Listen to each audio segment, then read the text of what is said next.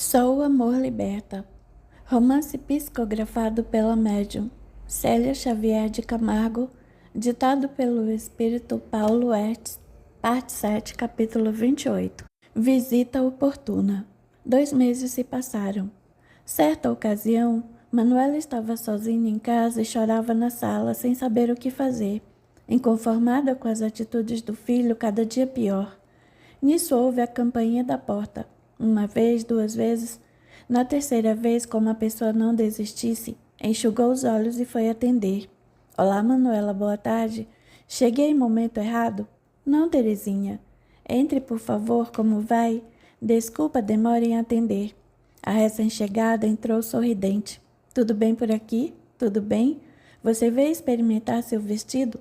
Perguntou Manuela, tentando disfarçar seu estado de espírito. Isso mesmo.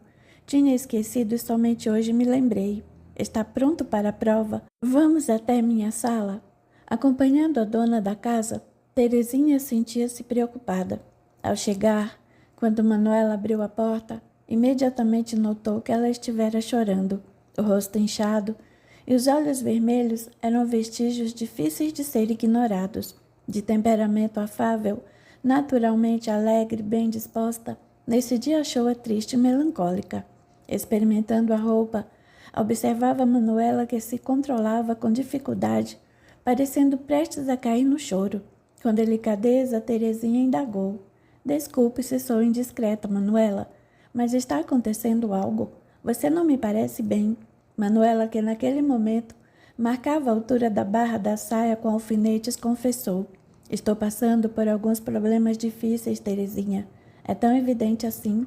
Talvez não para outras pessoas, minha amiga, mas como a conheço de longa data, não pude deixar de perceber. Você sempre foi alegre, risonha, dinâmica. Notei o oposto de tudo isso. Está triste, séria e parece cansada, sem disposição. Pois é exatamente como me sinto. Um trapo. Não foi isso que eu quis dizer, explicou Terezinha sorrindo. Mas é a pura verdade. Você não imagina como tenho sofrido. Depois, voltando a uma atitude mais profissional, Manuela perguntou. Está bom neste comprimento? Sim, está perfeito. Nada mais havendo a observar, Terezinha tirou o vestido. Ambas deixaram a sala de costuras e Manuela levou a amiga para a cozinha e colocou água no fogo para fazer um chá. Enquanto esperava a água ferver, pegou as xícaras e um pote com biscoitinhos de nata. Depois coou o chá e sentaram-se para conversar. Respirando fundo, Manuela contou a Terezinha o problema que estava passando dentro de casa. A outra ouviu com interesse, sem interromper. Depois de desabafar, Manuela concluiu afirmando em lágrimas. Eu precisava mesmo falar com alguém, colocar para fora tudo o que tem acontecido durante esses últimos meses e que tenho guardado dentro de mim. O pior, Terezinha, é que esse estado de coisas está me deixando doente. Tenho dores no corpo inteiro sem explicação. Nunca tive problemas de saúde, nem gripe pego. Terezinha pensou um pouco e considerou. Não sei se você acredita no que vou lhe dizer, Manuela, porém, já lhe passou pela cabeça que pode ser um problema espiritual? Como assim? Indagou a outra, surpresa. Bem, você mesma disse que seu filho parece outra pessoa, não é verdade? Sim. Fala de coisas que eu teria feito de que não me lembro. Sua conduta, suas maneiras, sua voz, tudo está diferente nele. De outras vezes, especialmente com o pai, parece o mesmo de sempre. Estou a ponto de enlouquecer. Acho até que a Matias julga que estou louca. Pois é. E se não for realmente ele? Explique-se melhor, Terezinha, não entendi. E se quem estiver fazendo cobranças a você não for realmente seu filho? Aí eu enlouqueço de vez, respondeu arregalando os olhos. Terezinha acomodou-se melhor na cadeira e, pensando um pouco, explicou. Manuela, nós somos amigas há anos e nunca falamos sobre religião, porém eu sou espírita. Diante da expressão assustada da dona da casa, ela esclareceu. O espiritismo é uma doutrina codificada por Allan Kardec, um pedagogo francês do século XIX. Não se trata de uma seita afro-brasileira, umbanda ou candomblé. Vou explicar-lhe direitinho. Terezinha falou dos postulados da doutrina, da imortalidade da alma e da meta que é a evolução. Falou da comunicabilidade entre os dois mundos e sobre as vidas sucessivas, como uma consequência lógica da imortalidade do progresso. Afirmou também que nessas múltiplas existências fazemos o bem e o mal, adquirindo com nossas atitudes afetos e desafetos. Aqueles que nos querem bem procuram nos auxiliar, secundando-nos na vida e tornando-se anjos da guarda, espíritos protetores, amigos espirituais, benfeitores, enfim. Aqueles a quem fizemos mal e que, portanto, não gostam de nós, tentam nos prejudicar, vingando-se, para que sofremos o que os fizemos sofrer. A essa altura, Manuela, que ouvia calada e cada vez mais interessada, sugeriu: Você quer dizer que junto de Rude pode ter alguém que já morreu e que é um inimigo meu? Exatamente. Manuela refletiu por alguns instantes, depois disse: Faz sentido. Sua teoria explicaria por que ele parece ser outra pessoa e age de modo tão estranho, grosseiro mesmo. Supondo-se que isso seja verdade, porque normalmente não acontece quando meu marido está perto, porque, provavelmente, Matias tem ascendência sobre ele. Ademais, o problema dele é com você, não com seu marido, segundo o que me contou. Tem razão. Manuela estava surpresa e maravilhada. Terezinha lhe apresentara coisas de que nunca tinha ouvido falar antes. Era um novo mundo de ideias e conhecimentos que se abriam à sua frente. Verdade ou não, explicaria muitas coisas. Manuela refletiu um pouco, depois perguntou interessada: Terezinha, tudo que você me disse tem lógica. Então, se tudo isso for verdade, o mais importante para mim no momento é saber como posso resolver esse problema. Com delicadeza e seriedade, Terezinha explicou: Manuela, em primeiro lugar, é importante você entender que quem estiver ao lado de seu filho, seja quem for, é um irmão nosso que precisa de ajuda. É alguém que foi prejudicado no passado e que agora deseja se vingar de você. Não é um estranho, geralmente. É alguém muito ligado à sua vida e que se considera seu credor. Faz sentido? Murmurou Manuela. Meu filho, ou seja quem for, sempre diz que vou pagar por tudo que eu fiz sofrer. Exatamente. É alguém que muitas vezes foi da nossa família e que traímos, prejudicamos, roubamos, destruímos a existência e muito mais. Quem sabe o que já fizemos? Então, para que você e seu filho sejam ajudados, é imprescindível socorrer o desencarnado antes. Caso contrário, ele continuará em seu processo de vingança. Entendo. E como se faz isto? É como ajudar uma alma penada? Terezinha sorriu ao vê-la se utilizar de uma expressão corrente no vulgo. Essa alma penada, como você diz, é um espírito como nós. A única diferença é que já deixou o corpo material que usava aqui na Terra. Para ajudar, se faz preciso, em primeiro lugar, manter o pensamento elevado. Você tem uma religião, costuma orar? Sou católica por tradição, mas raramente assisto missa ou vou à igreja rezar, mesmo porque não tenho tempo. Tempo é algo que se arruma quando se quer, Manuela. Para orar não é preciso gastar muito tempo, poucos minutos bastam. Além disso, você pode orar em casa mesmo, varrendo, costurando, cozinhando. Se seu pensamento estiver elevado, sua prece é válida, esteja você onde estiver, independente do que está fazendo. O que importa é a intenção. Também seria importante, isto é, se você concordar, fazermos uma reunião aqui em sua casa, que chamamos de Evangelho no Lar. Essa providência irá ajudá-la bastante. Sem problemas. E quando poderemos fazer isso? Vamos estudar um dia da semana em um horário que não atrapalhe outras obrigações já estabelecidas. Disponho ainda de algum tempo e, se você quiser, agora mesmo podemos orar em conjunto. Ótimo, já me sinto mais esperançosa. Terezinha pediu licença e foi até o carro buscar o Evangelho segundo o Espiritismo. Retornando, ela solicitou à dona da casa que trouxesse uma jarra com água pura e 2 copos. Em seguida, sentaram-se em torno da mesa da cozinha para orar. Terezinha pediu que Manuela abrisse o livro ao acaso. A página mostrava a abertura do capítulo 6, cujo título é O Cristo Consolador, e a página O Jugo Leve. Manuela leu o texto, deixando que aquelas palavras impregnassem seu íntimo. Vinde a mim, vós todos os que andais em sofrimento, e achais carregados, e eu vos aliviarei. Tomai sobre vós o meu jugo, e aprendei de mim, que sou manso e humilde de coração, e achareis repousos para vossas almas, porque o meu jugo é suave e o meu fardo é leve. Mateus 11, 28 a 30.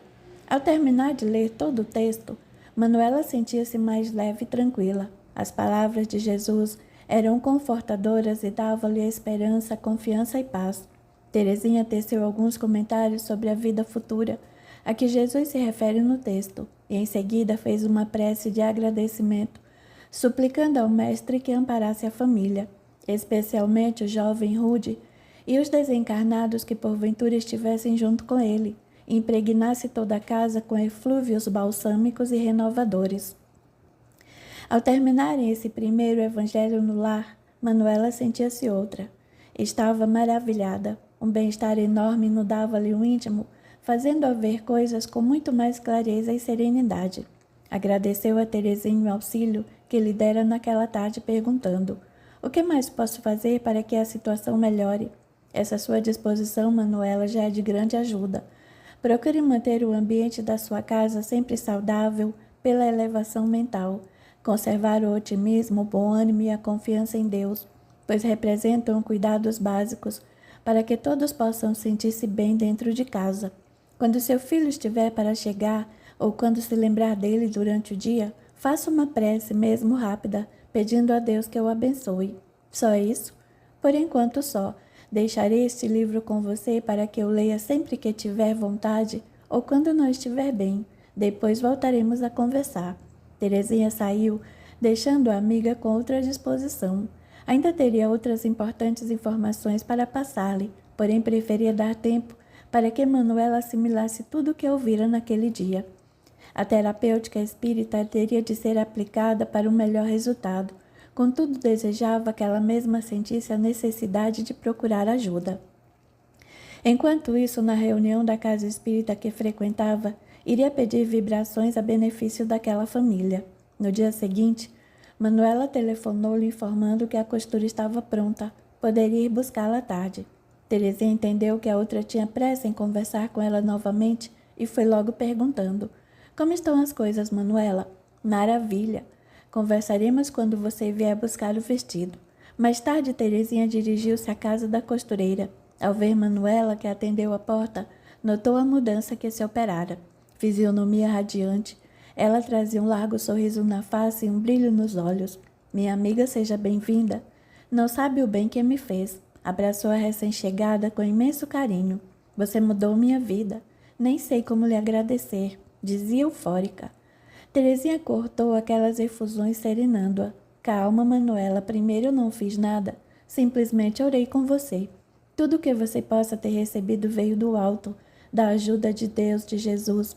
Sim, mas seja o que for, não importa. Você não acredita? Ontem, quando estava na hora de meu filho chegar, fui para meu quarto e li uma página do Evangelho. Depois fiz uma oração. Ele entrou em casa completamente diferente e voltou a ser o que era. Nem acredito que tudo passou." Terezinha levou-a para o sofá e fez com que ela se sentasse, segurando-lhe as mãos entre as suas. "Manuela, as coisas não são tão simples assim. É todo um processo que precisa ser revertido. Ninguém muda da noite para o dia. Certamente o acompanhante de Rude deve ter sido afastado para que seu filho tenha demonstrado essa melhora. Porém, o processo é longo e difícil. Temos todo um caminho a percorrer. Não estranhe. Até se Rude tiver uma reação e ficar pior. É normal nesses casos. Acontece que, ao perceber que estão perdendo terreno, os inimigos desencarnados reagem com nova ofensiva. Tudo isso, porém, está previsto e não nos assusta." "Você acha mesmo?" indagou Manuela preocupada. "Acho. Então você precisa se fortalecer, estudando o Espiritismo para entender o que está acontecendo aqui dentro da sua casa e com seu filho, se quiser realmente ajudá-lo." "Estou disposta a tudo. O que devo fazer?" Percebendo-lhe a firmeza, Terezinha prosseguiu. "Muito bem, então temos que agir. Venha comigo ao Centro Espírita. Aos sábados temos uma reunião com palestra, sempre de conteúdo evangélico, e depois são aplicados passes. Você vai gostar. Além disso, terá a ocasião de ver como trabalhamos." "Existem outras reuniões?" "Sim. Temos todos os dias ocupados com cursos, reuniões mediúnicas e assistência social." Combinaram que no sábado, meia hora antes do horário marcado para início das atividades, Terezinha passaria na casa de Manuela para irem juntas à reunião. Manuela sentiu-se muito bem na casa espírita. Gostou bastante da palestra, cujo tema enfocou os relacionamentos familiares, o que parecia que ele fora particularmente endereçado. Especialmente, guardou o que o palestrante tinha afirmado: o melhor antídoto para qualquer problema é o amor. Logo após o passe, a reunião foi encerrada. Manuela experimentava um bem-estar que havia muito não sentia. Notava-se mais fortalecida, confiante e desejosa de trabalhar a benefício de todos. Uma nova esperança inundava seu íntimo de felicidade e paz. Capítulo 29. Tudo se encaixa. Naquela noite, Manuela foi deitar pensativa, por tudo que já lera sobre a doutrina espírita, que não era muito, juntando com o que Terezinha lhe explicara e acrescentando ainda a palestra que ouvira na casa espírita, podia ter uma noção mais clara da situação. Terezinha afirmou que os espíritos continuam nos vendo e pensando como éramos no passado. Então, se prejudiquei alguém, certamente esse alguém estará com raiva de mim. E com toda razão, Jesus ensina que devemos nos colocar no lugar do outro. E em caso de dúvida, é o que sempre faço. Então, se eu, Manuela, estivesse no lugar do desencarnado, como estaria? Com certeza com o mesmo ódio que ele demonstra agora tentando fazer justiça. Refletindo sobre o assunto, Manuela decidiu que se o caminho era o amor, desse dia em diante ela procuraria mudar. Fazia orações pelo desafeto desencarnado sempre que se lembrasse dele. E ao encontrar-se com Rude, procuraria demonstrar amor, exatamente o que não conseguia fazer desde que tudo tinha começado. Como Rude estivesse sempre com uma pedra na mão, disposto a atacá-la, agredi-la com palavras, acusando-a de alguma coisa, ela se afastara dele até por temer os encontros, sempre extremamente difíceis, que a deixavam aflita e angustiada. Assim, no dia seguinte, quando o filho se levantou, Manuela muniu-se de coragem para enfrentar a rejeição que ele sentia. Aproximou-se, como se nada estivesse acontecendo, envolveu-o com um olhar carinhoso e perguntou afável: "Bom dia, meu filho, dormiu bem?" "Pessimamente", grunhiu ele mal-humorado. Ela cercou-se dele e, antes que Rude pudesse impedir, abraçou-o afirmando: "Você vai ficar bem, meu filho. Deus vai ajudá-lo e você terá um bom dia. Vamos tomar café?" Surpreso, ele não conseguiu reagir. Ficou calado. Colocou um pouco de leite numa caneca que bebeu de um gole e saiu mastigando um bocado de pão a caminho da escola. Era a primeira tentativa de aproximação. Manuela, esperançosa, notou que ele, diante do comportamento dela, ficara sem ação. Pelo menos, não agredira verbalmente, o que já era um avanço. Dali por diante, mais animada, passou a agir diferente, trabalhando naquilo que denominava sua campanha de desarmamento. Perto do horário de Rude voltar, Manuela orou a Jesus, elevando o pensamento em súplicas ao Mestre, para que o filho chegasse bem, ao mesmo tempo que o envolvia com ternura. Lembrava-se também do desafeto desencarnado, mentalmente pedindo-lhe perdão pelos males que lhe causara e dispondo-se a ajudá-lo no que fosse possível.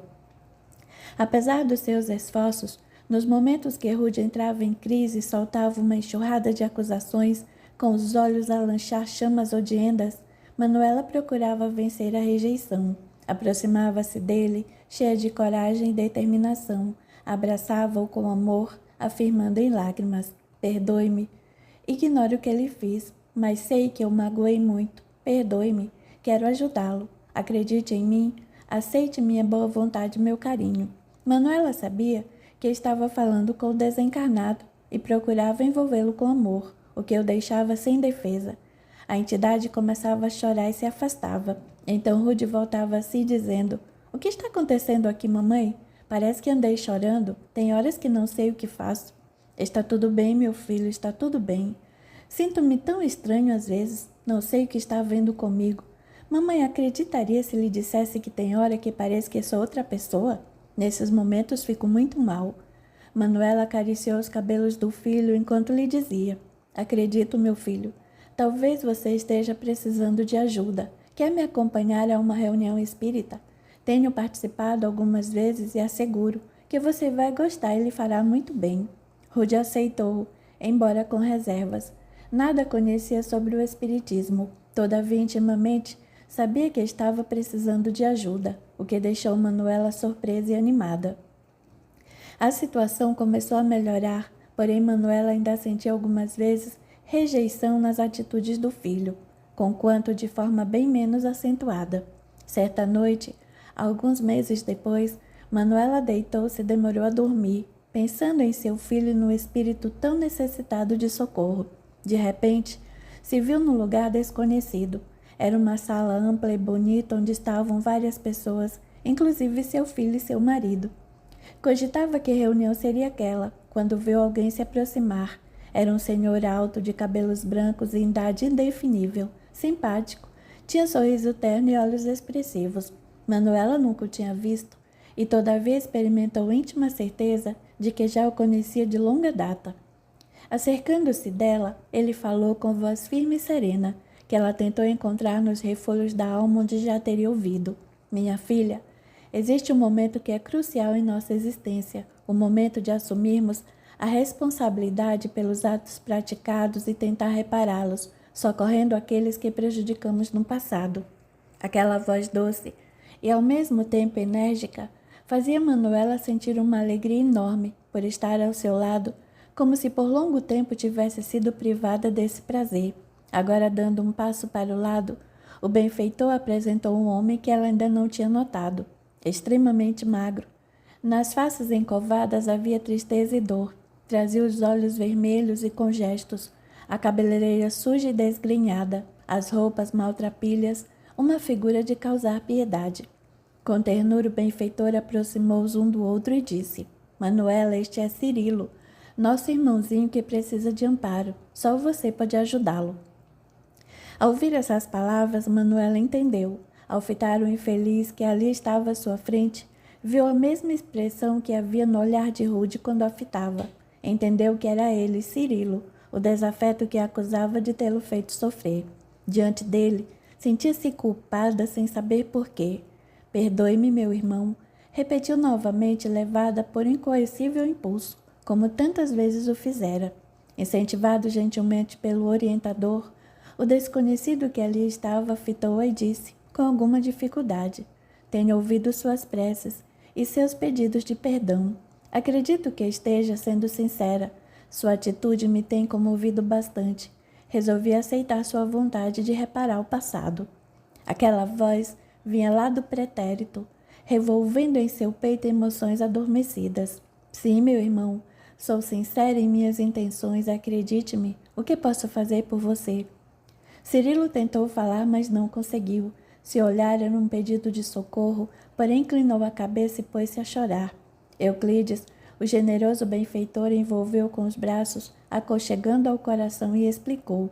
Cirilo, precisa tomar um novo corpo, Manuela. Dentro de sua família, ele encontrará o ambiente adequado para refazer a vida, quando poderá estar sob sua responsabilidade e amparo, para ser educado e protegido com amor.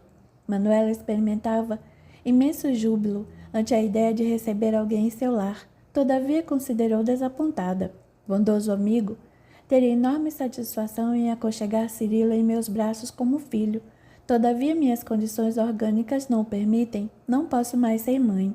Euclides sorriu, como se estivesse ciente desse fato e esclareceu. Não se preocupe, Manuela.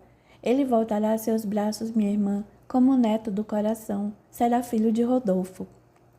O benfeitor fez uma pausa, depois esclareceu, vendo a expressão de surpresa de sua interlocutora.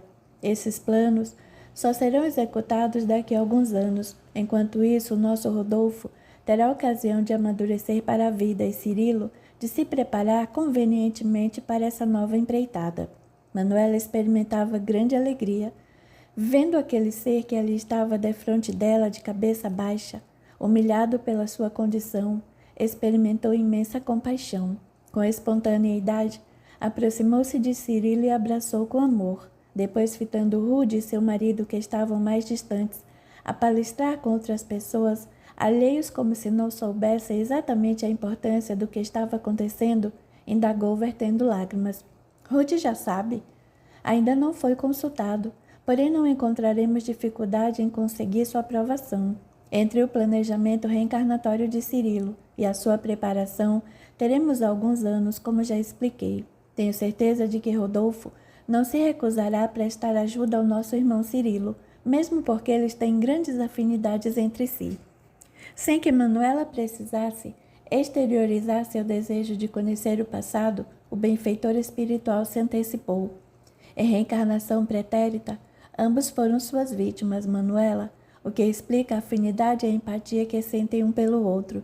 E foi exatamente essa ligação que possibilitou a ação de Cirilo através de Rodolfo, naturalmente facilitada pela sensibilidade mediúnica que seu filho possui. No fundo, ambos pensam da mesma forma. No entanto, na época, Rodolfo, menos rebelde e em melhores condições espirituais, aceitou o socorro que lhe era oferecido e renasceu em seu lar, ao contrário de Cirilo, que se recusou terminantemente a perdoar e a mudar de vida. Manuela começava agora a entender a mecânica celestial, percebendo a bondade e a justiça de Deus em tudo.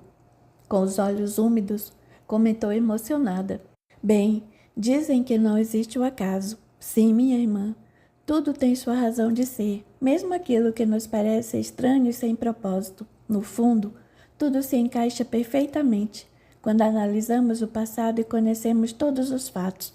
Manuela ficou pensativa por alguns minutos, depois perguntou: "E agora, meu irmão, o que preciso fazer? Como devo agir?" Necessário sedimentar o interesse de Rodolfo pelas coisas do espírito. Não deixe de levá-lo à casa espírita. Ele possui uma faculdade que precisa ser estudada e trabalhada para futuramente prestar socorro a outras pessoas. Ao mesmo tempo, continue orando por Cirilo, que ainda muito frágil e indefeso, ensaia uma nova vida e precisa de sustentação nas diretrizes que estabeleceu para o futuro.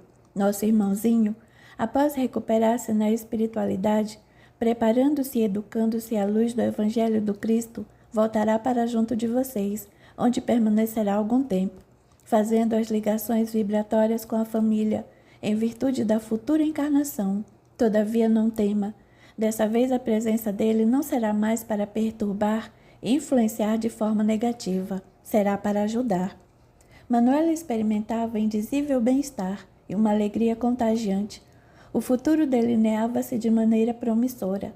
Fiel aos costumes ancestrais, fitou aquele ser iluminado que ali estava e ajoelhou-se, tomando-lhe a mão e fazendo menção de depositar-lhe um beijo. Percebendo-lhe a intenção, o amigo espiritual levantou-a colocando-a de pé. "Minha irmã, não me creiam ser especial. Sou apenas Euclides, alguém que lhe quer muito bem e que tem acompanhado seus passos em diversas épocas. Somos velhos conhecidos e espíritos ligados por laços de profunda simpatia." Abraçou-a longamente, transmitindo-lhe energias fortalecedoras e benéficas. Ao afrouxar os braços, Manuela inclinou-se diante dele, afirmando: "Deixe-me, pelo menos, pedir sua bênção como faria um pai." Tomando-lhe a mão, beijou-a com ternura, enquanto as lágrimas banhavam seu rosto. "Sua bênção, meu pai. Deus abençoe, minha filha." Nós que estávamos ali juntos, percebemos nos olhos dele um brilho intenso e uma luz radiante de emoção. Sentimos também que nosso benfeitor estava muito mais ligado àquela família do que poderíamos supor. Levantando a nobre fronte, ele dirigiu os olhos para o alto, pondo-se a orar, e nós o acompanhamos, elevando os pensamentos, gratos pela oportunidade de servir e de participar de um momento tão especial. Manuela despertou no corpo físico com a sensação de que tivera uma reunião de extraordinária importância para sua existência. Acordou em lágrimas, sentindo ainda repercutir em seus ouvidos a prece que um ser iluminado fizera, mexendo com suas fibras mais profundas. Permaneceu a imagem indelevelmente gravada em sua memória, um senhor de beleza serena, rosto afável e olhos ternos. Ao lembrar do seu sorriso, um misto de amor, veneração e saudade inundou-a por dentro. Intimamente, tinha a convicção de que o conhecia de longa data. A sensação que a presença dele lhe dava era de um pai. Por mais que tentasse, não conseguia lembrar-se de onde. Como era o nome dele mesmo? Sentada para tomar o café da manhã, não conseguia conter as lágrimas. "Aconteceu alguma coisa, Manuela?" perguntou o marido preocupado. "Tive um sonho lindo, Matias. O melhor que já tive em toda a minha vida." Rodolfo, que levava a caneca de leite à boca, Parou a meio caminho, pensativo por alguns instantes e comentou em seguida. Ouvindo-a falar, mamãe, lembrei-me de que também sonhei esta noite, o que raramente acontece. Estava numa sala clara e grande com várias pessoas, algumas que não conheço. O que me causou estranheza foi ver um maltrapilho naquele lugar elegante, o que me encheu de compaixão. Pois eu não me lembro de nada nunca. Acho que não costumo sonhar. Durmo como uma pedra, resmungou Matias.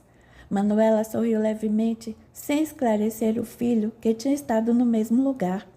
Entendendo que as lembranças de Rude confirmavam o sonho que tivera, concluiu também que cada pessoa guarda o que tem condições de assimilar e que o esposo, talvez por não aceitar a ideia de espiritualidade, permanecia embotado durante a noite, sem conseguir liberar-se como espírito para voos mais altos. Durante todo o dia, esteve emocionada, envolta em harmonia e bem-estar, sem conseguir esquecer-se daquele belo sonho. Sensibilizada, compreendeu que era a misericórdia divina agindo em sua vida. Com o socorro do alto, tudo mudaria desse dia em diante. Levantou o olhar para o céu, onde brilhava um lindo sol, e agradeceu a Deus, sem palavras, a ajuda que recebera. Capítulo 30. Excursão de resgate. Entregue às nossas atividades cotidianas, não víamos o tempo passar, célere. As tarefas eram muitas, vários projetos em andamento, o que nos tomava grande parte do tempo. O livro sobre a minha responsabilidade estava bem adiantado e eu não tardaria a terminá-lo. Assim ultimávamos os preparativos para o próximo. Tudo isso me proporcionava satisfação íntima e agradável sensação de dever cumprido. Então, porque bem lá no fundo havia alguma coisa a me incomodar, como um espinho na carne, era algo pequeno, qual ferida não cicatrizada, que refletia um sentimento inquietante que me pressionava, produzindo certa ansiedade e tensão que eu não conseguia definir, porque nem tudo era perfeito como eu desejava acreditar que fosse. Todavia, como as bênçãos que fluíam em minha vida fossem muito maiores, procurava não prestar atenção a esse ligeiro incômodo que por vezes me assaltava. Nesse dia, ao término de uma reunião no Centro de Estudos da Individualidade, nos separamos em grupos e passamos a conversar informal e animadamente sobre os assuntos abordados de mais interesse. Não demorou, porém, em virtude do horário, os participantes foram se retirando. Muitos retornaram para casa, buscando o repouso necessário, após uma jornada de trabalho. Outros, apressados para entrar em serviço, encaminharam-se para os locais onde dariam plantão. Os demais que estavam de folga, como no meu caso, tinham tempo para dialogar sem pressa. Em poucos minutos o salão estava quase vazio, permanecendo apenas os falantes inveterados. Henrique, com quem tenho grande afinidade, após despedir-se de alguns amigos, aproximou-se de mim. Quase não temos conversado, Paulo. Mal trocamos algumas palavras, sempre ocupados com a execução de nossas tarefas. É verdade, Henrique, e sinto falta dos nossos longos papos, trocando ideias sobre o aproveitamento da noite. Deixamos o salão e saímos do prédio, procurando refúgio num banco do agradável jardim. Na noite aprazível, o aroma das flores trazido pela aragem fresca nos envolvia em bem-estar. Está tudo bem com você, Paulo? Muito bem. Melhor não poderia estar. Sinto-me em paz comigo mesmo, respondi com o meu melhor sorriso. Henrique balançou a cabeça, fitando-me sério e compenetrado. A que se deverá, então, esse brilho de inquietação que vejo no fundo de seus olhos? Henrique me conhece melhor do que eu mesmo, eu pensei. Ele sorriu ante minha surpresa. Levantei a cabeça e olhei o céu, onde miríades de estrelas cintilavam. Não adiantava fugir de mim mesmo, melhor encarar a realidade. Também ignoro, Henrique, o que está acontecendo comigo. Confessei em voz baixa. Alguma coisa dentro de mim não vai bem, mas não consigo detectar o problema. É a sensação de algo muito pequeno, insignificante, mas que cresce lentamente, ameaçando dominar-me por inteiro. O amigo deu uma batidinha amigável em meu ombro, tranquilizando-me. Não se preocupe, Paulo. Você sabe, muitas vezes, acontece de sentirmos o impacto de pensamentos que nos são enviados da crosta, ou mesmo de desencarnados. Isso não é nada. Talvez algo que tenha ficado sem solução, quem sabe. você acabará por descobrir a origem. Pense, reflita e encontrará a resposta. Como já era tarde e no dia seguinte teríamos serviço logo cedo, nos despedimos. Antes que eu me afastasse, Henrique lembrou: não se esqueça de que amanhã teremos uma atividade socorrista. Sim, estou ciente. Boa noite, Henrique. Boa noite, Paulo. No dia seguinte, à hora combinada, nos reunimos em nossa sede para dar sequência à programação estabelecida. A caravana constituía-se de alguns dos membros da nossa equipe de jovens: Marcelo, Eduardo, Irineuzinho, César Augusto, Virgínia, Padilha, Melina e eu, além de Henrique e alguns outros servidores que eu não conhecia. Mas a oração em conjunto, suplicando o amparo do mais alto, para nossa excursão, nos locomovemos pelo espaço, rumo ao nosso objetivo. Certa região de trevas densas próxima da crosta terrestre. Após algumas horas, atingimos Luz Bendita, posto de socorro localizado no umbral inferior e mergulhado em névoas, instituição benemérita, que nos serviria de base e sustentação para a ação de resgate. Fomos recebidos com imenso carinho pelos irmãos da instituição. Silas, o responsável, abriu os braços fraternalmente sorrindo. Nós os esperávamos, meus irmãos. Sempre gratificante recebermos visitas de esferas mais elevadas. Henrique nos apresentou ao dirigente Silas, de quem era velho amigo, trocando cumprimentos efusivos. Todos se mostraram extremamente simpáticos e acolhedores. Dentro em pouco, era como se nos conhecêssemos de longa data. Silas e seus assistentes mais diretos, Dário, Rogério e Vilmo, nos conquistaram o coração. A atividade socorrista estava planejada para o dia seguinte. Assim aproveitamos as horas disponíveis para conhecer as instalações e as diversas atividades que ali se realizavam. Na manhã seguinte, logo cedo, nos pusemos a caminho, assessorados por Dário, profundo conhecedor da região. Com extrema dificuldade, atingimos um local em que havia algo que se poderia chamar, na falta de expressão melhor, de aldeia. Tudo ali era coberto de lama, inclusive algumas taperas que se espalhavam pelo terreno encharcado. Jamais tínhamos presenciado algo semelhante. Com a experiência de anos de serviço naquela região em voz baixa, Dário deu uma ordem aos tarefeiros e rapidamente algumas macas surgiram, movimentando-se pelas ruas da aldeia. Sabendo exatamente onde procurar, os servidores entravam nas casinholas e traziam as entidades em condições de serem socorridas. Ao cabo de 1 hora de serviço, deram por encerrada a operação. 6 entidades seguiram conosco. Os infelizes habitantes do lugar, em silêncio, acompanhavam toda a movimentação, aguardando ansiosamente serem escolhidos. Em seus olhos, as únicas coisas que escapavam à lama geral, notava-se a presença de sair daquele antro de sofrimento. Todavia, ao perceberem que nos dispunhamos a partir sem levá-los, puseram-se a gritar, suplicando ajuda em pranto comovente. Seus brados nos cortavam o coração. Lançando o olhar para o responsável pela expedição, analisamos a difícil decisão do companheiro, também condoídos da situação daqueles infelizes. Dário, porém mais experiente, não se deixou convencer, explicando com serenidade: sei o que estão sentindo, meus amigos, ante a situação dessas criaturas. No entanto, não se iludam. Apesar das súplicas comoventes, esses irmãos não têm condições de serem resgatados. São perversos, maus e vingativos. O que fazemos normalmente é dar-lhes palavras de consolo e de esperança.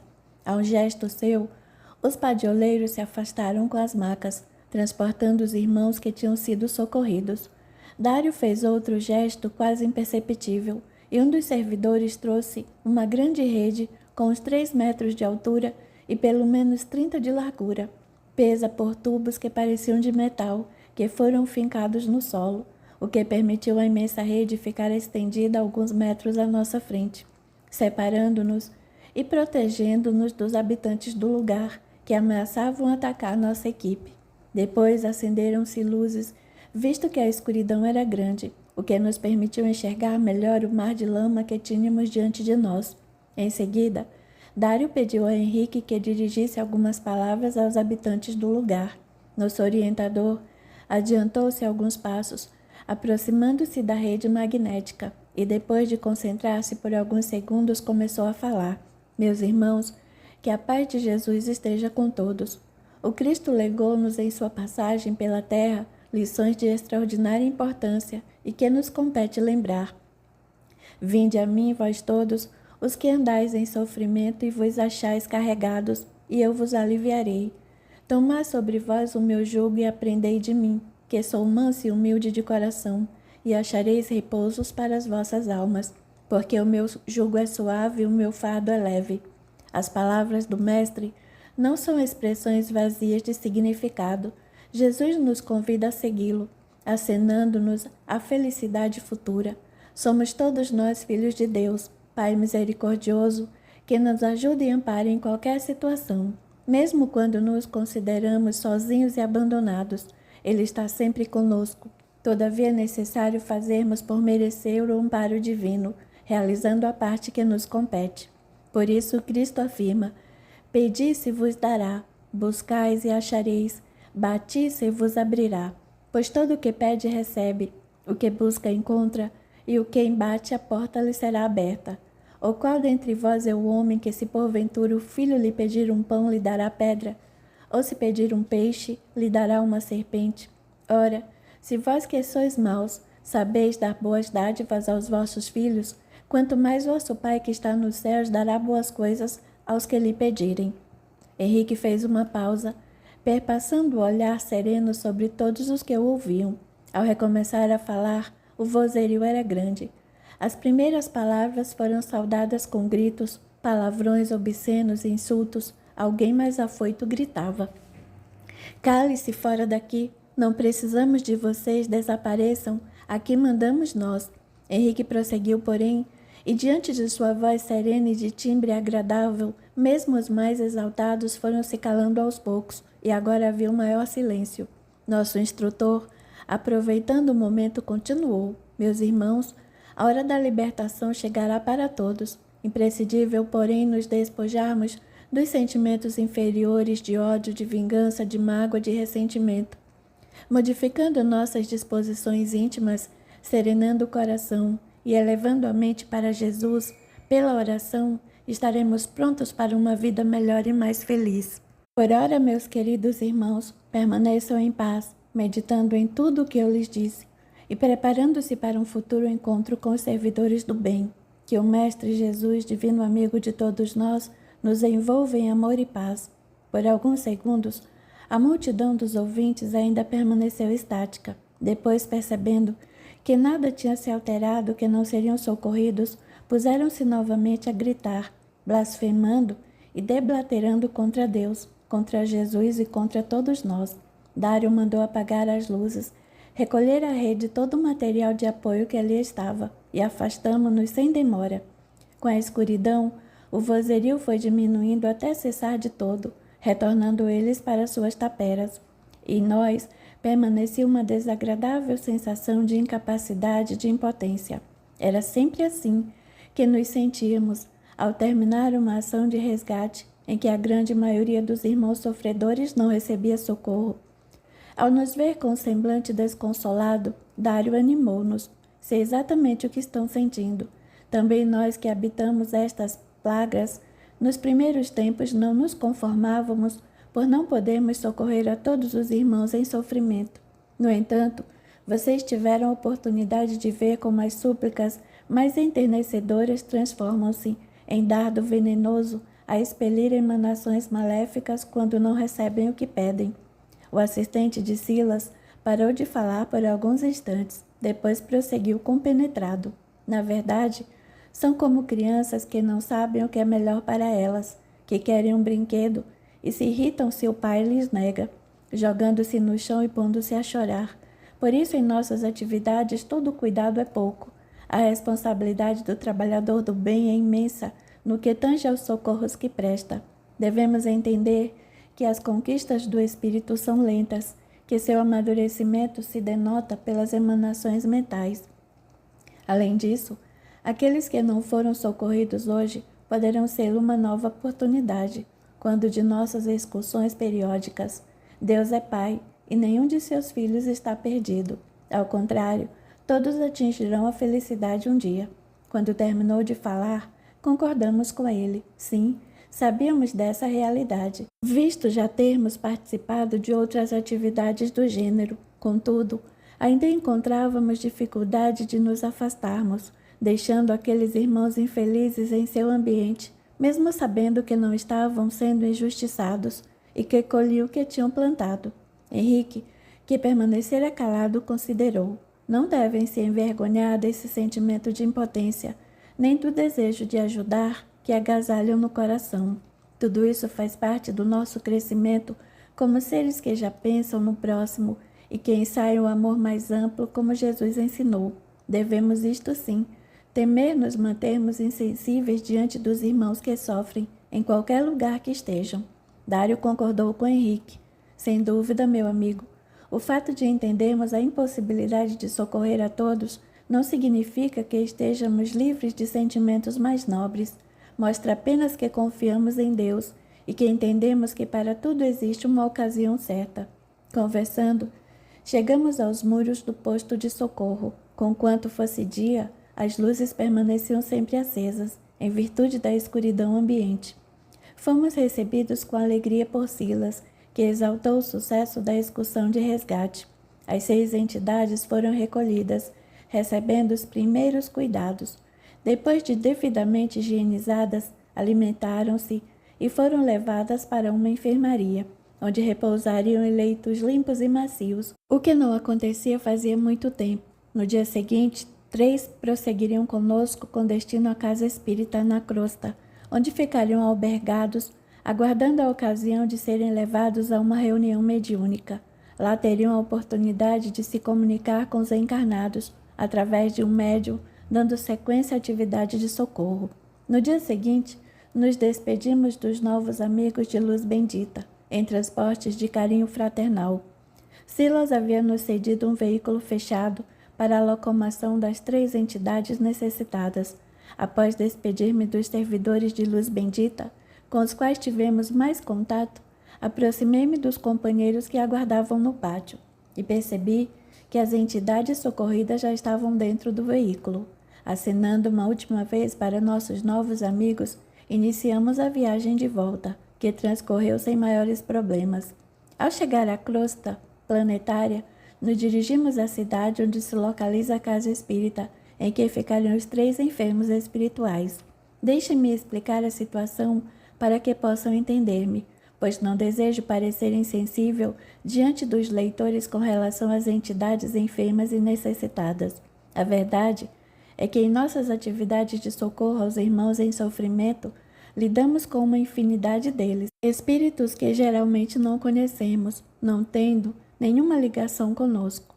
É raro encontrarmos algum conhecido no meio deles. Não tive maior contato com esses irmãos em virtude de essa tarefa não estar ao meu cargo. Sei que ali eles permaneceriam por algum tempo, até que estivessem em condições de serem levados a uma reunião de desobsessão. Capítulo 31. Aprendendo a perdoar. A vida continuava seu curso. Entregue as tarefas sobre minha responsabilidade, mantive-me afastado dos irmãos que tinham sido socorridos. Alguns dias depois, lembrando-me deles, busquei notícias e fui informado de que 2 dos espíritos resgatados, conduzidos para esclarecimento numa reunião, a seu tempo foram ajudados, recomeçando uma nova vida plena de esperanças.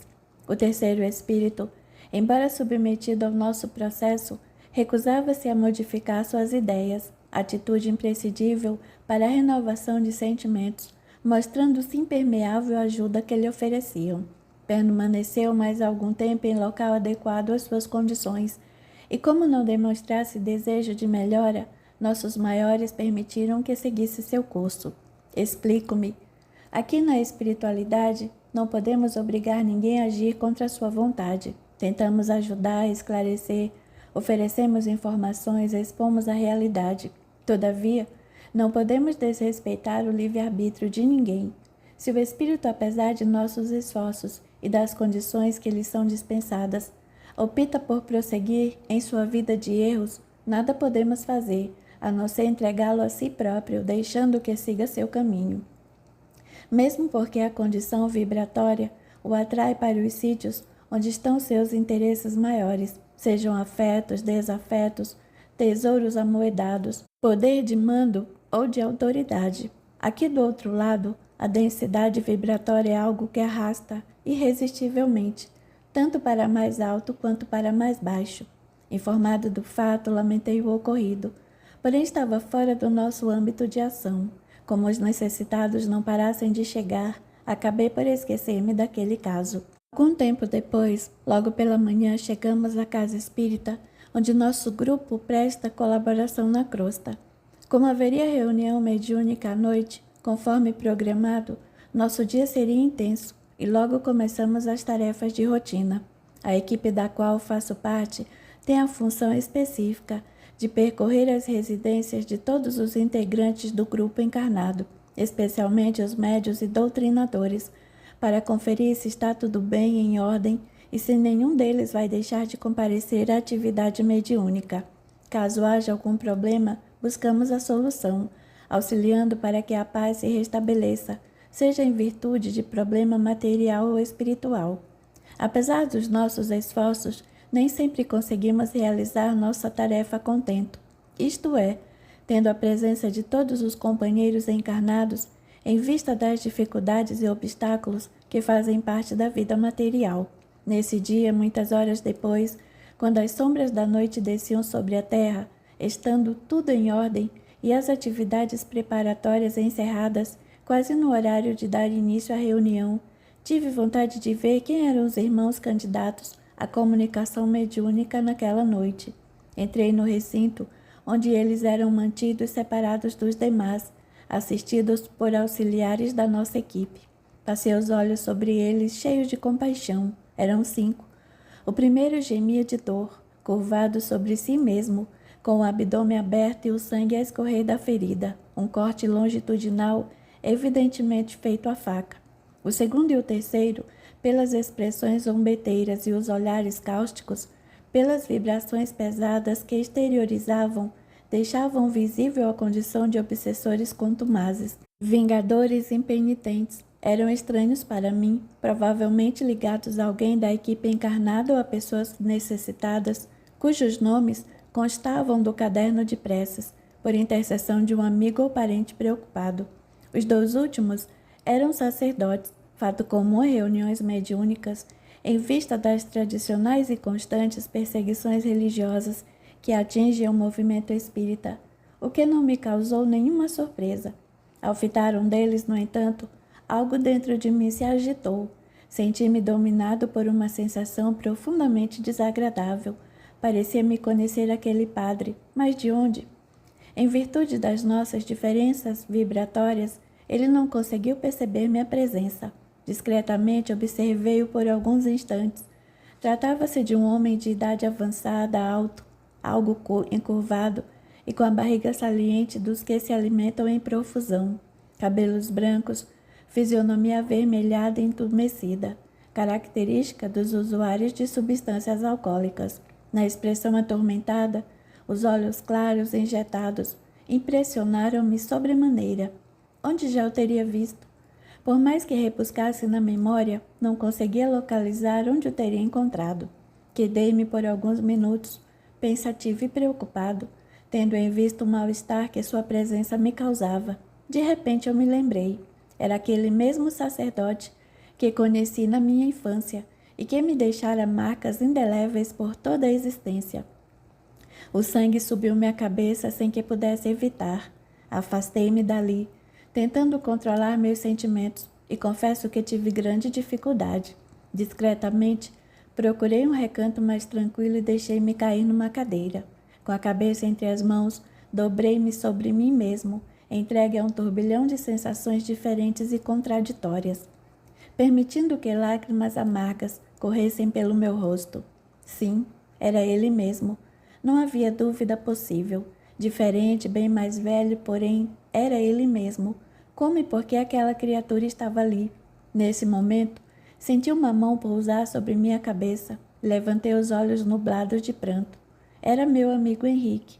Fitava-me com afeto e uma profunda piedade. Acalme-se, Paulo. É chegada a hora da verdade para você, companheiro. Nosso irmão aqui está, por misericórdia divina, para receber o socorro de que precisa. De repente, ao ouvi-lo, me dei conta do absurdo do que pensara. Está claro que se aquele padre se encontrava ali na casa espírita, era porque precisava de socorro. Henrique colocou delicadamente a mão em minhas costas, perguntando: está melhor? Sim, Henrique. Abalou-me rever essa criatura depois de tanto tempo. Foi um choque. Não estava preparado para esse encontro. Sabia que isso fatalmente iria acontecer, mas não esperava que fosse hoje. No entanto, meu amigo, você estava sendo preparado para este momento e já esteve bem perto do seu desafeto em outras ocasiões, conquanto não tenho notado. Esse religioso que hoje tanto impressionou é um daqueles irmãos que foram resgatados nas imediações de Luz Bendita, quando de nossa última excursão. Percebe que a bondade divina laborava para criar as condições necessárias à imprescindível reaproximação de ambos. A hora é agora, Paulo. Aproveite a oportunidade que se lhe oferece, meu amigo. Com os olhos arregalados de espanto, dei-me conta, tardiamente, da ajuda do alto ao meu favor. Como fora cego, porque não prestei atenção aos fatos à época. Balancei a cabeça, concordando com Henrique, ainda incapaz de falar. Depois limpei o rosto e respirei fundo, procurando readquirir o controle das emoções. Mais equilibrado, afirmei: não se preocupe comigo, estou bem. Afinal, tudo o que aprendemos tem de servir para alguma coisa, não é verdade? Sem dúvida. E você, Paulo, tem condições para vencer. Estes anos de vivência e aprendizado aqui na espiritualidade lhe deram um suporte imprescindível. Agora vamos. Faltam poucos minutos para o início da nossa reunião. Dirigimos-nos à sala, onde todos da esfera material já se encontravam reunidos, em silêncio, buscando as ligações com a nossa esfera. A equipe espiritual, cada qual em seu posto, auxiliando os irmãos encarnados. No horário determinado, o dirigente encarnado deu início à reunião com uma prece, rogando o amparo divino, e as atividades passaram a transcorrer normalmente. Após as leituras de praxe para preparar o ambiente, passou-se a fase de intercâmbio mediúnico. As entidades comunicantes foram se sucedendo e auxiliadas cada uma ao seu turno. Em determinado momento, Henrique aproximou o religioso de uma médium, o qual, acoplando-se à senhora, se pôs a falar. Irritado, nervoso, mostrava grande agitação, que era transmitida fielmente por ela. Bradava, chorava, demonstrando enorme desespero. Não basta tudo que já passei, porque ele faz isso comigo? Não vê como estou sofrendo? Não chega a humilhação e o remorso que tenho enfrentado? Agora fica aí anotando. Precisa ficar escrevendo e expondo minha vida? O que ele pretende? Expor-me aos olhos de todos para ser julgado? Nesse instante, percebi a quem se referia. Aquele ele era eu. Eu que estava enviando um livro por meio da psicografia e que fizera questão de iniciar a obra falando sobre a minha vida, meus problemas, desejando realmente que todos soubessem do meu drama, que era ignorado por meus pais e por todos os que conviveram comigo. Sim, era verdade. Eu queria expor o criminoso aos olhos do mundo. Não pretendia nomeá-lo, mas iria assinar o livro colocando meu nome e sobrenome, desejando que meus pais, católicos ortodoxos, algum dia viessem a tomar conhecimento do que eu tinha sofrido em vida e que eles ignoravam. Queria tornar pública, assim, a minha experiência, alertar meus pais e todos os outros para que tomassem mais cuidado com seus filhos, que não os entregassem aos cuidados de pessoas que não conheciam devidamente e nas quais não podiam confiar. Nesse momento, uma senhora do grupo captou meu pensamento e, compreendendo a situação, afirmou: sinto que esse caso tem a ver com o livro que a Célia está recebendo. Ao ouvir essas palavras, a médium de quem me sirvo percebeu o que estava acontecendo na espiritualidade. Como sabia que o comunicante era um sacerdote, imediatamente lembrou-se da obra que estou a escrever por seu intermédio, vinculando a comunicação à história que inicia o livro e relata minha experiência de vida. Com serenidade, ela dirigiu-se ao inconformado espírito. Meu irmão, não se preocupe, acalme-se. Ninguém deseja prejudicá-lo. O seu nome não será citado, fique tranquilo. No auge do desespero e da indignação, ele gritou: e precisa? E precisa? O nome dele é suficiente, não percebem? Ao ver-lhe o nome no livro, todos na nossa cidade saberão que se refere à minha pessoa. Por quê? Porque já não basta o que tenho sofrido? E ele continuou falando, expondo o seu sofrimento, as torturas por que tinha passado durante esse período no além-túmulo, enquanto o doutrinador dialogava com ele, lembrando-lhe a necessidade de buscar Jesus por meio da oração, de modo a obter uma vida nova, ao mesmo tempo que lhe assinava com o socorro que lhe seria prestado no hospital da espiritualidade. Aos poucos o religioso foi serenando, auxiliado pelas vibrações amoráveis do ambiente, com o apoio de todos os integrantes do grupo, conduídos da sua situação e do seu desespero. Ele acabou por adormecer e deixou o recinto numa maca, amparado por servidores do bem. Eu estava pasmo. Nesse momento me dei conta de que só pensar em mim, em meus próprios problemas, traumas e sofrimentos. Não me dei conta de que poderia prejudicar outras pessoas, que desejando expor fatos que se passaram comigo havia tantos anos, atingi emocionalmente alguém que também estava sofrendo. A verdade é que eu não fazia ideia de que ele sofresse tanto. Como disse no início do livro, nunca mais tivera contato com esse sacerdote, nem tinha ideia de onde ele poderia estar. Em nossas reuniões na espiritualidade, tínhamos tocado no assunto algumas vezes, como terapêutica de ajuda e análise das emoções, mas os orientadores sempre disseram que tudo aconteceria na hora certa e que eu não me preocupasse por antecipação. Então, o momento havia chegado. Capítulo 32 – Libertação. A atividade mediúnica terminou e nem me dei conta. Permaneci entregue a mim mesmo, pensando nos novos fatos. Os demais companheiros se aproximaram cercando-me com carinho, em silêncio. Notei que eles estavam cientes das ocorrências. Henrique envolveu-me os ombros com o braço. Como está, Paulo? Sem responder diretamente à sua pergunta, levantei para ele os olhos úmidos. Não sabia que ele estava sofrendo tanto, Henrique. Lamento profundamente tudo isso, o fato de escrever sobre o passado. Estávamos numa sala no próprio ambiente terreno, utilizada para fazermos uma reavaliação das atividades após as reuniões. Os demais foram se acomodando em silêncio, enquanto Henrique considerava. Não lamente, Paulo. Tudo tem uma razão de ser. O fato de escrever sobre o tema possibilitou-nos ajudar a você e também ao seu desafeto, o antigo confessor. Já era tempo, meu amigo. Você precisava enfrentar seus fantasmas. O alívio será muito grande, acredite, afirmou César Augusto, que estava ao meu lado. Reconhecia-me bastante reconfortado com as emanações de carinho que vinham dos companheiros. No fundo, porém, sentia-me envergonhado. Embora ninguém me acusasse, externei meus sentimentos. Agradeço-lhes o apoio e a compreensão diante das minhas dificuldades. No entanto, não posso deixar de lamentar o vexame pelo qual estou passando. Refletindo com tranquilidade depois de tudo que estudamos, aprendemos e vivenciamos aqui no além, julgo inconcebível que eu ainda dê vazão aos pensamentos e sentimentos que experimentei nessas últimas horas. Julgava-me superior a tudo isso. Acreditava piamente que não mais conservava mágoa pelo que me fizeram, compreendendo que todos nós estamos sujeitos a erros e acertos. Parei de falar por alguns momentos, fitando a cada um dos companheiros da equipe que ali estava preocupados comigo, e concluí. Chego à dolorosa constatação de que depois de todos esses anos ainda não mudei intimamente. Os amigos sorriram, trocando um olhar de cumplicidade e entendimento. E não é exatamente esse o sentimento que nos domina a todos? Considerou Eduardo, externando o pensamento dos demais. O processo evolutivo não é rápido nem fácil, meu amigo, você sabe disso. E cada um a seu tempo é levado a enfrentar o passado. Henrique concordou, considerando com seriedade. Paulo, veja o meu caso. Tenho maior tempo de vivência aqui na espiritualidade do que vocês. Contudo, acredita você que estou livre de enfrentar o pretérito? Não, meu amigo.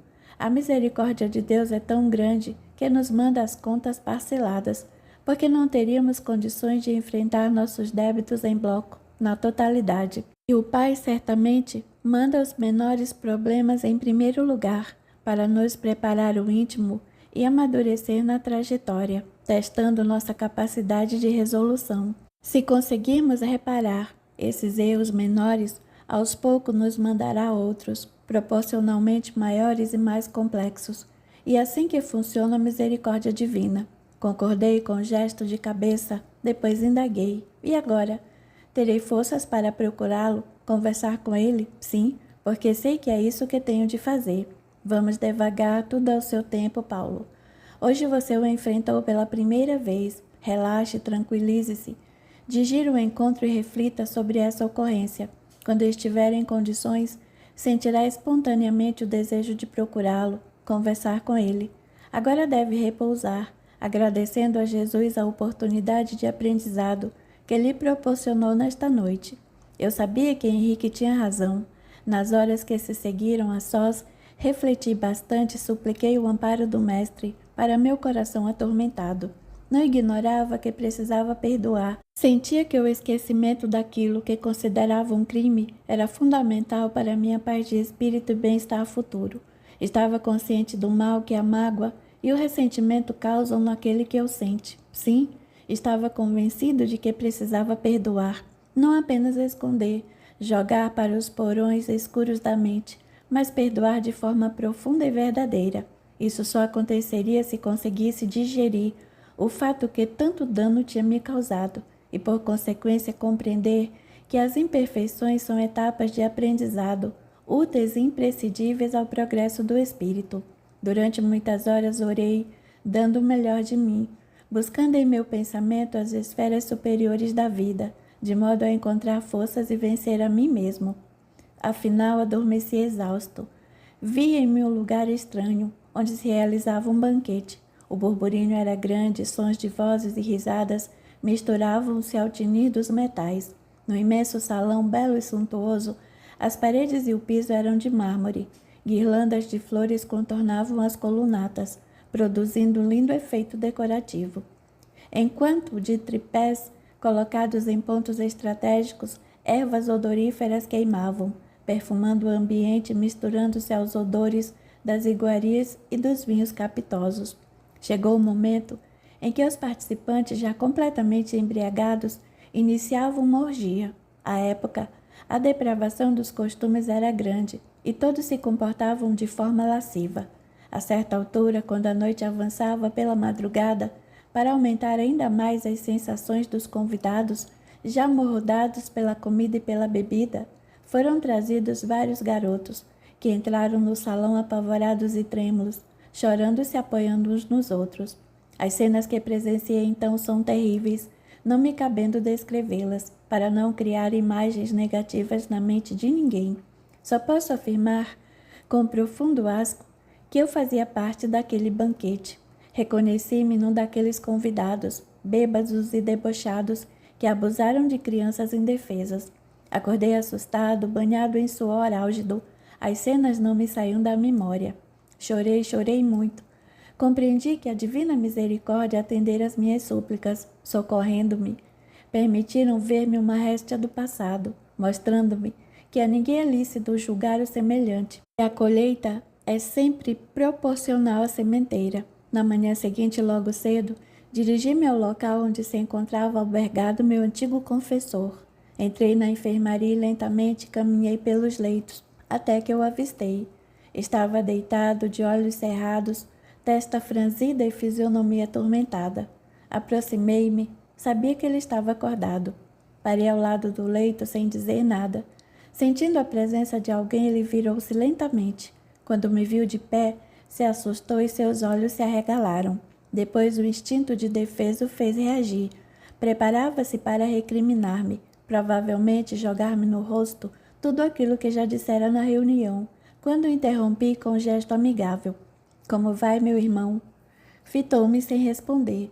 Esperava tudo, menos que eu chamasse de irmão. A princípio ele ficou alguns segundos calado, examinando-me. Ao perceber que não havia ironia, que minha atitude era de paz, sua fisionomia foi serenando aos poucos. Afinal, murmurou: Você não me odeia? O que faz aqui? Vim visitá-lo, saber como está. Você me odeia. Não deseja acusar-me, destruir-me? Questionou-me de testa franzida. Não, meu irmão, não tenho a intenção de acusá-lo ou destruí-lo. Por muito tempo, confesso-lhe, conservei mágoa em meu coração, porém não agora, não mais.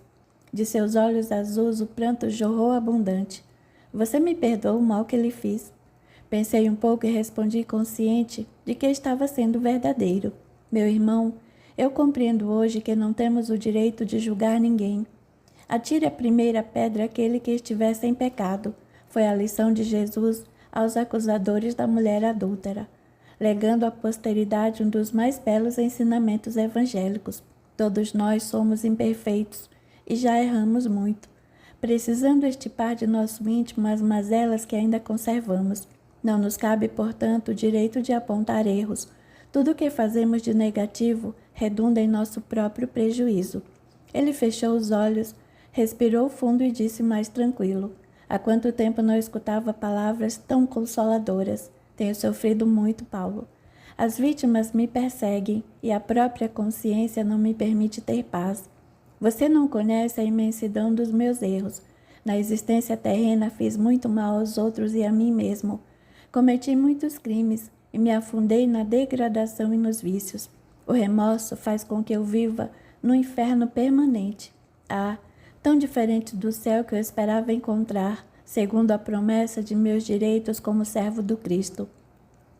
Fitei-o penalizado, depois considerei: Padre, o céu é local reservado para aqueles que cumprem as leis do Senhor da vida. O fato de ser sacerdote não lhe daria direito a uma posição de relevo após a morte do corpo físico. Seu problema é que lhe informaram que o Evangelho de Jesus era para ser ensinado e não vivido, quando o Mestre disse que o reino de Deus está dentro de nós. Humildemente ele respondeu: agora compreendo essa verdade. No fundo, conhecer a Bíblia não significa mudança interior, não é? Exato, meu amigo. As lições evangélicas são luzes para nos iluminar por dentro, extirpando as trevas existentes em nós. Certamente seus superiores erraram, seguindo a tradição da Igreja, ao não lhe passar a necessidade da vivência dos postulados cristãos. Todavia, uma parte da responsabilidade lhe cabe, pois a consciência, onde estão nossas conquistas através do tempo, nos mostra como devemos agir. Tem razão, como estudioso do Novo Testamento, porque não percebi essa verdade que salta aos olhos. Como ele permanecesse alguns instantes pensativo, preocupado, procurei mudar o tom da conversa. Mas não se aflija demasiadamente, padre. O Pai sempre tem muito a nos conceder. Aqui terá a oportunidade de aprender, de entender a mecânica das leis divinas e também de reparar os erros cometidos. Há tempo para tudo. Ele sorriu mais confiante. Senti que estava emocionado. Você é bom, Paulo. Ouvi-lo chamar-me de amigo fez-me enorme bem. Não me deixe sozinho. Engana-se, padre, não sou bom. Sou apenas alguém que também tem problemas, mas que se esforça por aprender alguma coisa do lado de cada vida. Não deixarei sozinho. Pode contar comigo. Temos muito o que conversar. Virei vê-lo sempre que me for possível. Agora repouse e fique com Deus. Lançando-me um olhar úmido e agradecido, ele murmurou: obrigado, esperarei sua visita. Afastei-me do leito e caminhei pela enfermaria sentindo-me muito leve. Ao sair do hospital, contemplei o belo sol que iluminava o jardim e sorri para mim mesmo, grato a Jesus pela bênção daquela hora. Tive vontade de contar ao padre o que descobrira sobre o meu passado, para que se sentisse menos culpado, mas achei que não era o momento. Voltaria a procurá-lo e não faltariam mais tarde oportunidades para isso. Entendi finalmente porque o perdão transforma as pessoas, liberando-as do sofrimento, da inconformação e da mágoa.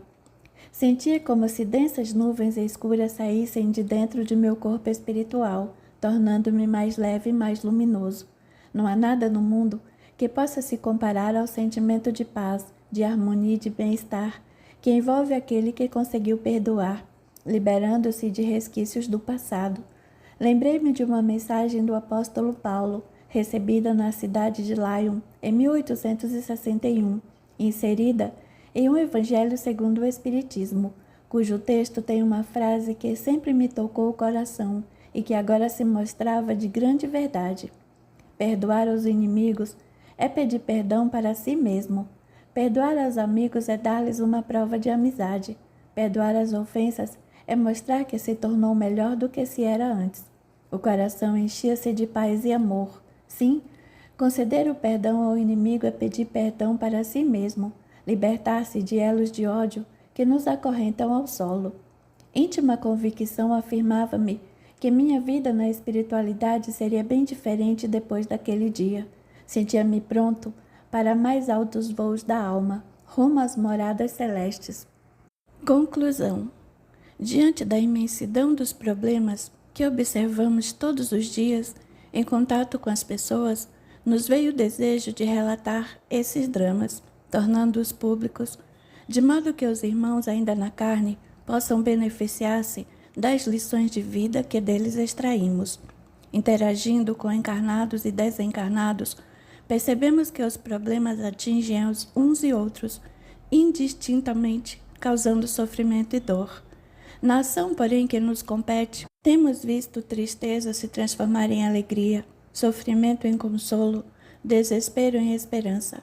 Para isso, basta que saibamos entender que os problemas que nos são apresentados, exigindo uma solução, são oportunidades de aprendizado e crescimento, na íntima análise da razão dos obstáculos que surgem e o que a vida quer nos ensinar com isso. De modo geral, a refletir na dificuldade que nos aflige mais profundamente, com isenção de ânimo e sinceridade de intenções, no real desejo de encontrar a solução, a resposta brota de nosso interior com clareza e tranquilidade. Basta que saibamos olhar para dentro de nós, sem medos, sem máscaras e sem justificativas, procurando analisar nosso comportamento, a situação de outros envolvidos na questão e nos colocando no lugar deles. Quando deixamos de pensar de forma egoísta, enxergando apenas a nós mesmos, e passamos a pensar nos problemas dos outros, reconhecendo nossa parcela de responsabilidade no acontecimento, aceitamos o processo doloroso como etapa necessária de reparação, entendendo a dinâmica da lei divina que, através da vida, nos impulsiona para o aprendizado. Passamos então a colaborar com as situações que surgem, transformando-as a nosso favor pelas ações direcionadas para o bem de todos. Seja qual for o erro que tenhamos cometido ou o problema que nos surja, sempre despontará a oportunidade de reparação. Nada há que seja definitivo sob as bênçãos do Criador. A doutrina espírita nos esclarece que tudo que semeamos ontem reaparece hoje como colheita obrigatória. Todos nós, como espíritos imperfeitos em processo evolutivo, por meio de múltiplas existências, temos nos cercado de amigos e inimigos, conseguido vitórias e fracassos, virtudes e defeitos. Conquistamos um acervo individual, pessoal e intransferível, que permanece arquivado em camadas profundas da nossa memória integral. Desse modo, a vida atual tem tudo que ver com a individualidade que somos, isto é, com o que pensamos, sentimos, desejamos e agimos.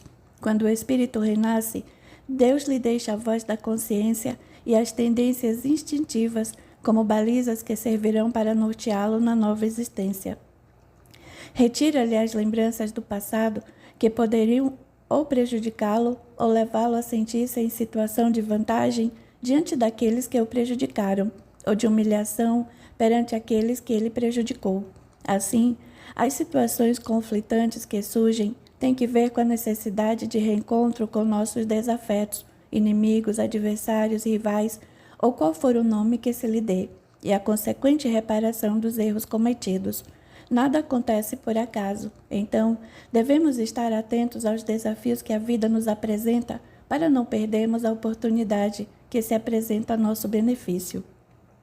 Diante dos dramas da nossa vida, dos erros cometidos, em relação aos quais somos algozes ou nos consideramos vítimas, diante de uma gravidez indesejada, de uma violência na rua, no esporte ou no reduto doméstico, da violência social de grupos que agem e assustam a população, da revolução, da guerra, diante da tentação de cometer uma eutanásia, um aborto ou um homicídio, diante de uma agressão física, sexual, econômica, virtual ou de qualquer outro gênero, diante de uma obsessão grave com a qual a maioria das pessoas se sente incapaz de lidar e tantas coisas mais que ocorrem no dia a dia, devemos lembrar que tudo tem uma razão de ser. Muitos problemas ou obstáculos surgem como consequências de nosso comportamento como pessoa, da maneira como tratamos os demais, de como falamos, das expressões que usamos, das atitudes que tomamos no lar, no trabalho profissional, numa reunião social, na escola, no trânsito, na rua. Se agimos mal, tratando com indelicadeza especialmente subordinados ou aqueles que estejam sob nossa guarda, se não exercitamos a compreensão e a tolerância, podemos estar gerando antipatias que, dependendo do grau de insatisfação que criem no outro e da personalidade do descontente, mais pacífica ou mais rancorosa, provavelmente trarão para nós mesmos problemas graves que poderão redundar até num crime, conforme a intensidade do ressentimento do ofendido. Por essa razão, as lições evangélicas são tão importantes em nossa vida, norteando-nos para o perdão, a paciência, a tolerância, a compreensão, a mansuetude, enfim, para o amor. Tratando as pessoas como desejamos ser tratados, colocando-nos no lugar do outro para saber o que ele está sentindo, viveremos bem melhor, gerando um grau de satisfação muito maior para todos, a começar por nós mesmos. Quando os problemas que despontam são resistentes aos nossos esforços para saná-lo e que persistem não nos dando tréguas, entendamos que são aqueles que irão requerer maior dose de paciência e de compreensão de nossa parte. A resignação diante daquilo que não podemos mudar nunca deve ser passiva, mas caracterizar uma aceitação ativa, isto é, devemos nos esforçar para vencer os obstáculos com todos os meios de que dispomos.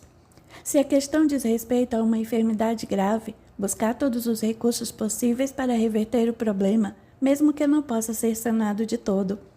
Diante das dificuldades que surgem, independentes da nossa vontade, e que muitas vezes entram por nossa casa como um furacão, levando à destruição e à dor, a perplexidade e o sofrimento, manter inalterável a confiança em Deus, que nunca nos desampara. Não raros são situações porque temos de passar e para as quais a vida se utiliza de pessoas como instrumentos da fonte divina. Ai do mundo, por causa dos escândalos, porque é inevitável que venha escândalos, mas há do homem pelo qual vem o escândalo, disse Jesus, nos acautelando sobre tudo que pode levar o homem à queda.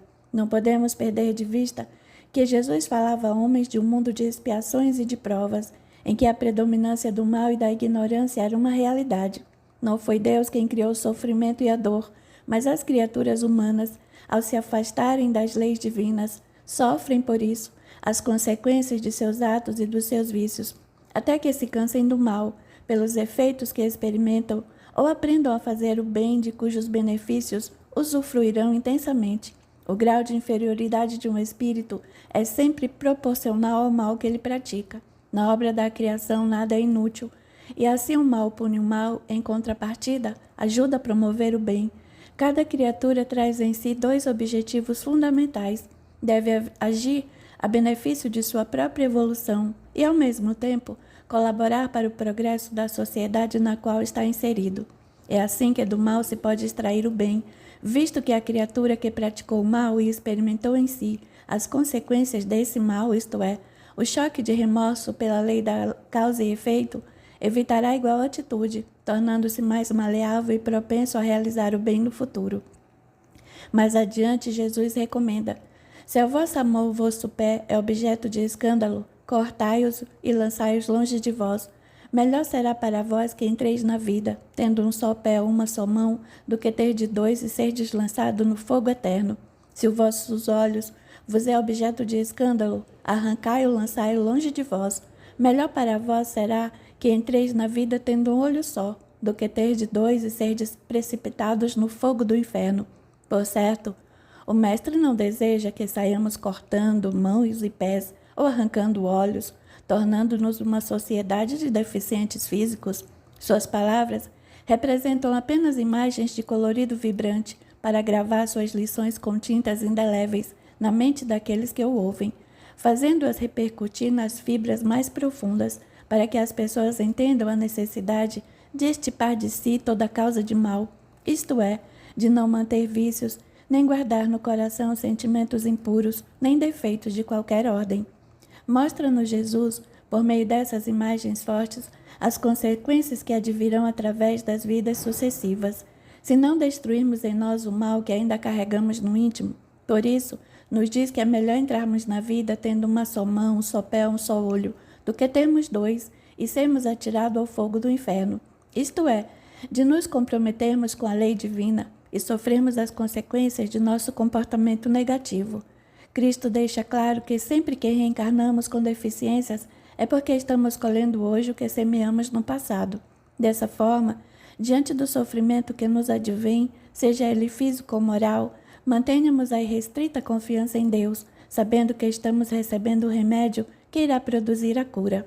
A sociedade terrena sonha transformar a Terra em um mundo de paz e de harmonia, onde não existam mais ódios, guerras, doenças, fome, ignorância, miséria, onde todos os seus habitantes possam viver como irmãos, unidos por laços de fraternidade e solidariedade, sendo pacíficos, indulgentes, benevolentes e amorosos entre si. Esse sonho só se tornará realidade quando extirparmos de nosso coração o egoísmo, o orgulho e a ambição. Esta última descende dos dois primeiros, e que constitui nossas maiores chagas. Quando isso acontecer, não haverá mais ódios, ressentimentos ou desejos de vingança.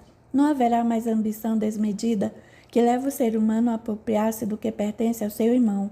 Não haverá mais fome e miséria, pois o que sobrar da mesa de um abastado reverterá em benefício do outro que tem menos.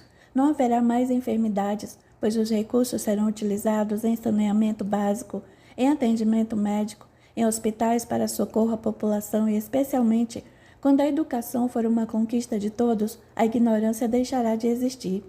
As conquistas irão muito mais além. Livre do egoísmo e do orgulho, terá o espírito conquistado nobres valores morais, o que fará com que se ilumine, libertando o ser humano de vibrações pesadas e nocivas que lhe facilitavam as doenças psicossomáticas. O perispírito, menos denso, lhe proporcionará maior nível de elevação, com a consequente sensação de bem-estar e harmonia. Nessa fase, o homem terá suas potencialidades mais desenvolvidas, sua visão ampliada e pensará no próximo antes que em si próprio. Desse modo, viverá o bem, exercitando em todos os momentos. E a felicidade, sonho a que todos aspiramos, estará ao alcance de nossas mãos, pois será uma conquista do ser imortal, vivendo em plenitude. Será em vão procurar a felicidade em coisas exteriores, em valores materiais, em poder, notoriedade, glória ou nos prazeres da carne, buscando a satisfação dos sentidos e afundando-se nos vícios. Não, a felicidade fugídia e tênue é diferente para cada um. Preocupado com o assunto, Allan Kardec questionou: a felicidade terrena é relativa à posição de cada um. O que basta a felicidade de um faz a infelicidade de outro. Existe, entretanto, uma medida de felicidade comum a todos os homens? E os espíritos responderam: para a vida material é a posse do necessário, para a vida moral a pureza da consciência e a fé no futuro. Realmente, aqui na Terra o homem só será verdadeiramente feliz se não tiver condições de sobrevivência. Assim, a posse do necessário lhe permitirá viver com relativa tranquilidade, desde que não deseje o supérfluo, o que o levará a sofrer inutilmente. Com respeito à vida moral, a paz de uma consciência tranquila é bênção que não sabemos valorizar devidamente. Podemos colocar a cabeça no travesseiro e adormecer serenamente em paz, é algo que muita gente não logra. Quanto à fé no futuro, é sem dúvida essencial para nos sentirmos bem, ter consciência do que a morte não existe e que preexistimos ao corpo material e sobreviveremos a ele, dar ao ser humano uma visão ampla e cósmica a respeito de Deus e da criação. Faz com que entendamos a beleza das vidas sucessivas e da comunicação existente entre os planos físico e espiritual que interagem. Leva-nos a aceitar melhor os problemas, os obstáculos, os sofrimentos e as dores que surgem em nosso trajeto. É compreender que estamos recebendo hoje o que plantamos ontem, como oportunidade de aprendizado, de reparação e de amadurecimento espiritual, na execução da lei de causa e efeito.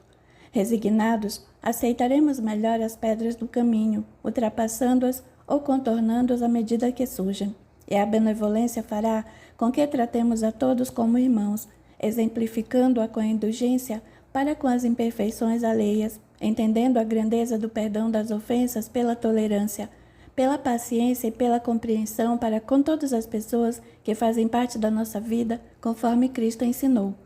A grandeza de Deus, sua misericórdia e seu amor por todos nós, seus filhos, se patentearão diante de nossos olhos, pois sempre ao lado de um problema ou de uma desgraça, Ele coloca uma consolação e os meios de vencermos as dificuldades. Entenderemos assim, analisando nossa existência, que sempre, mesmo nas maiores dificuldades, recebemos o sustentáculo por intermédio de amigos generosos, desta e de outra vida, de criaturas que nos amam e nos amparam com seu amor e sua presença, seja um familiar querido, um amigo, seja um companheiro, um irmão.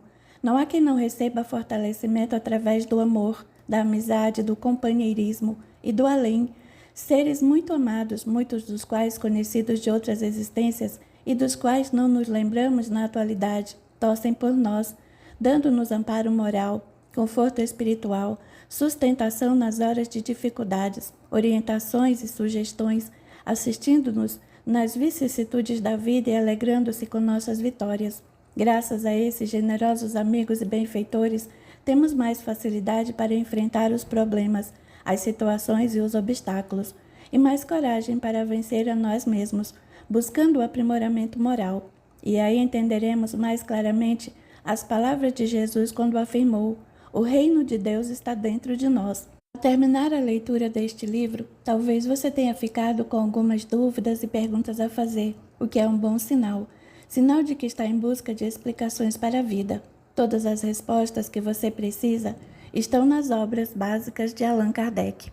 Final.